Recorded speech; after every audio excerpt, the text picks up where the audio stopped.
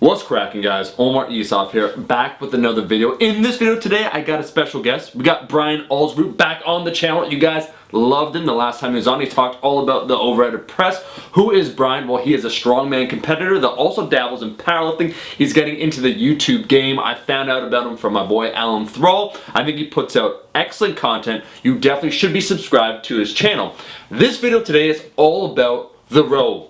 Or, to make it a little bit more broad, why back training for strength athletes is highly underrated. I made a video on this a couple months ago.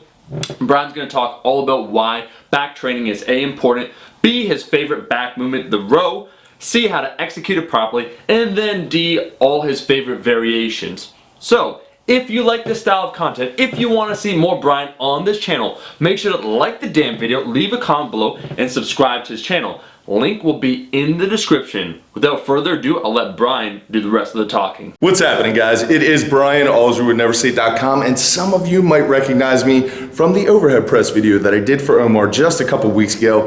And since that seemed to do pretty well, he asked me to come back and talk about the highly neglected barbell row. Now, oftentimes barbell rows are treated like a tier 2 kind of red-headed stepchild type of exercise, and if that is the case in your programming, I'm just letting you know that you are leaving a lot of pounds and a lot of mass out there somewhere in the ether. If you take a little time and you look at the interviews of the top echelon performers in powerlifting, bodybuilding, or strongman, every single one of them will mention the barbell row and how big of an asset it is to their training. Everyone from Arnold to Ed Cohn to Brian Shaw, all of them talk about the barbell row. We call that a clue. So if building a bigger, more muscular body is your goal, barbell row is going to give you a thicker, wider back as well as adding a little bit of mass on your arms. If you're a powerlifter, it's going to make your squat, your bench, and your deadlift go up. And finally, if you are a strongman, there is nothing more important to your sport than having a strong posterior chain and a big, thick, strong upper back. So there really isn't a downside, but I'm going to take this entire video and try to convince you guys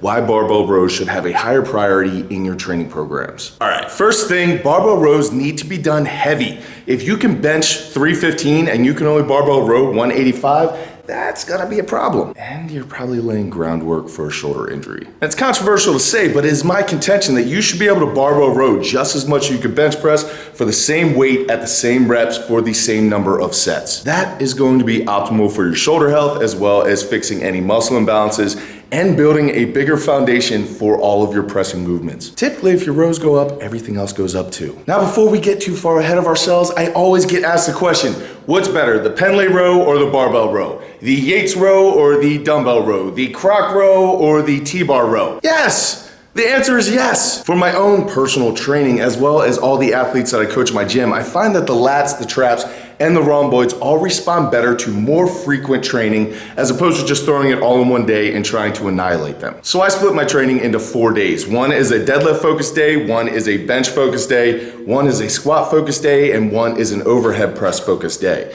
Now, I do some sort of rowing on my squat, my deadlift, and my bench days, every single workout. And then for my overhead press day, I focus more on weighted pull-ups because I believe for shoulder health, mass development, and overall strength development that you should work the antagonistic muscle group prior to your main pressing movement because it is going to help out a ton. You need to keep these motions in the same plane, with the same weight, with the same reps, with the same sets. So if your protocol for the day is benching 315 for 5 sets of 5, then you should be rowing 315 for 5 sets of 5 because you're both in the horizontal plane there. Now, before any of you start jumping down in the comment section and saying, that doesn't make any sense, I'd be tired if I did my rows prior to my bench press. No, you won't. There's actually been studies showing that for the majority of lifters, doing a pulling motion in the same plane prior to their pressing motion will not only aid the shoulder health of that individual by putting synovial fluid in the joint prior to pressing, because pulling is a lot easier on your joint than pressing, it will also add to strength increases. Now, on my bench days, I try to stick to the traditional barbell row as much as I can. This is a variation that I can do the most weight on, and so it hangs right up there with my bench press. Now, for those of you working out in a commercial gym and you say, I can't do that giant set row to bench press to add variation, rest, and then do it again, Yes, you can. I did it for years. Here's how I went about it. I would take up one bench and you can get twice as much work done in the same amount of time.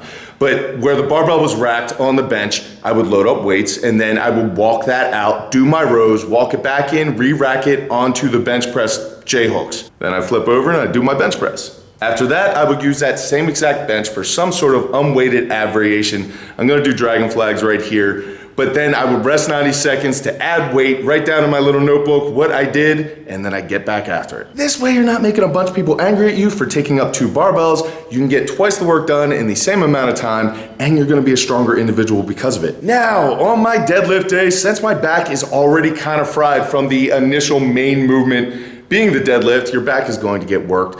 So I like to do things that are a little bit lighter, that I can focus a little bit more intention, almost like isolating the muscle group. I don't really like isolating muscle groups, but we're kind of isolating the muscle group. So in the assistance portion of my workout, I will choose row variations that are by nature a little bit lighter, something like a seal row or a chest supported row. I really like the pendulum row after your deadlifts because you're starting from the same position as your initial pull. Then on my squat day, I like to use some unilateral rowing work. So I might do croc rows or dumbbell rows or kettlebell rows or single arm barbell rows. These by nature are gonna be a little bit lighter as well. And then like I said earlier on my overhead press day, I focus on weighted pull-ups. So I do some sort of rowing variation virtually every single time that I step in the gym.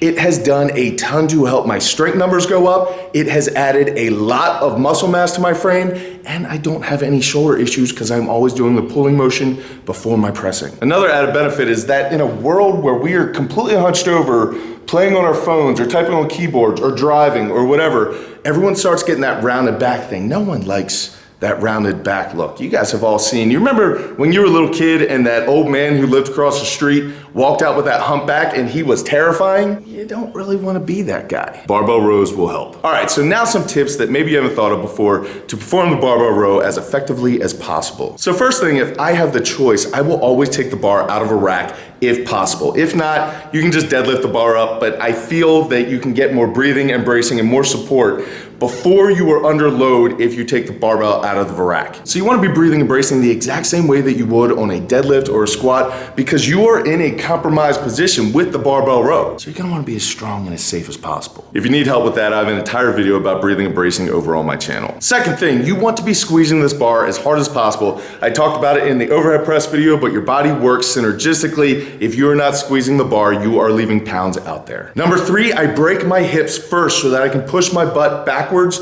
as opposed to just bending over with this bar. That is gonna allow the barbell to stay over the middle of your foot feather where it is most supported, you are the safest, and you can move the most weight. So push your butt back, do not just bend over. It matters. So I continually push my butt backwards until the bar gets just below my kneecaps.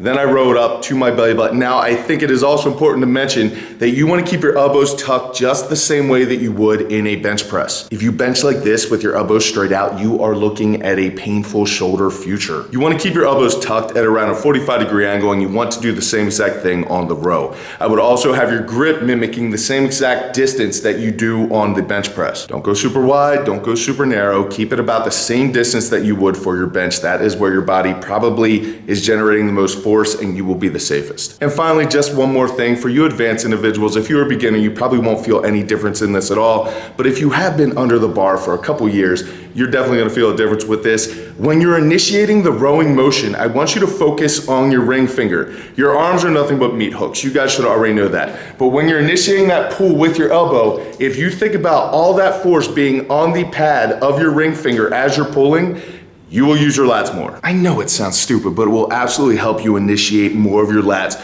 by just pressing with your ring finger. And then when you're at the top of the movement and the barbell is touching just above your belly button, I want you to think about retracting your shoulder blades and trying to squeeze them together. Now, as far as your back angle is concerned, different things are gonna work for different people, so I would encourage you to try all different types of rows, all different variations, and see what works best for you. And as I tell everybody, don't just take my word for it, go out and test it, see what works best for you, and whatever does work, keep. Whatever doesn't, discard. That is the only way that we are all gonna continue improving. But if you do find a better way, it'd be cool if you let me know. But with whichever variation you're choosing to use, remember that you need to have a strong breathing and bracing game, squeeze the bar as hard as you can, push your butt back so that the bar stays over the middle of your foot, and tuck your elbows.